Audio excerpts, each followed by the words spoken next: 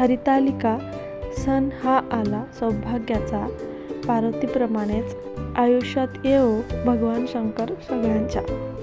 माझ्या सर्व स्वामी भक्तांना हरितालिकेच्या खूप खूप मनापासून शुभेच्छा.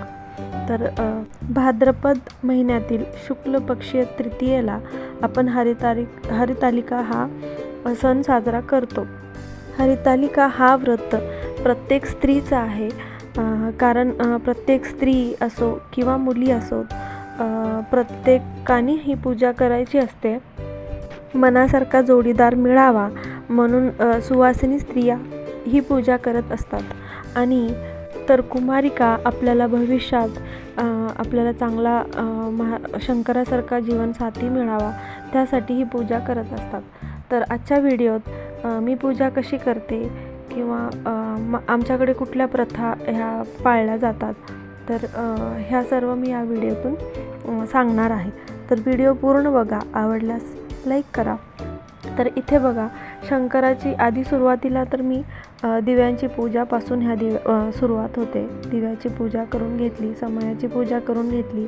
त्यानंतर शंकर आणि पार्वती आणि गणपती बाप्पा असलेला माझ्याकडे असा फोटो आहे, फोटोची पूजा केली, हार घातला. त्यानंतर पाटावरती आपल्याला वाळूची पिंड काढायची असते महादेवाची, आणि पिंडीच्या बाजूलाच 2 सखी आणि पार्वती अशा 2 वाळूच्या सखी आणि पार्वती काढल्या जातात.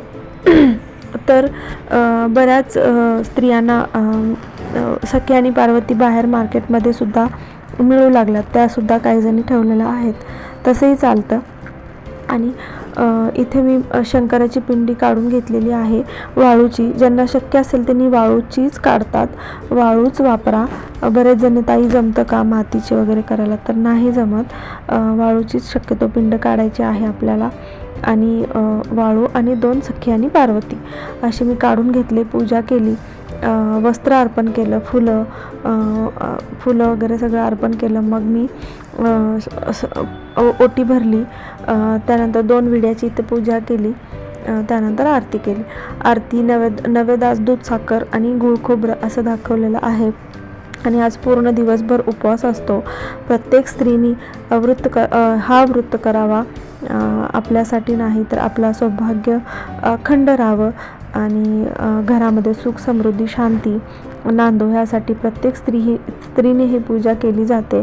कुमारिकासुद्धा ही पूजा करतात. तर आवर्जून करा. तुमच्याकडे कशी ते पण सांगा. खूप छान पद्धतीने माझी पूजा पूर्ण संपन्न झालेली आहे. जर का तुम्हाला व्हिडिओ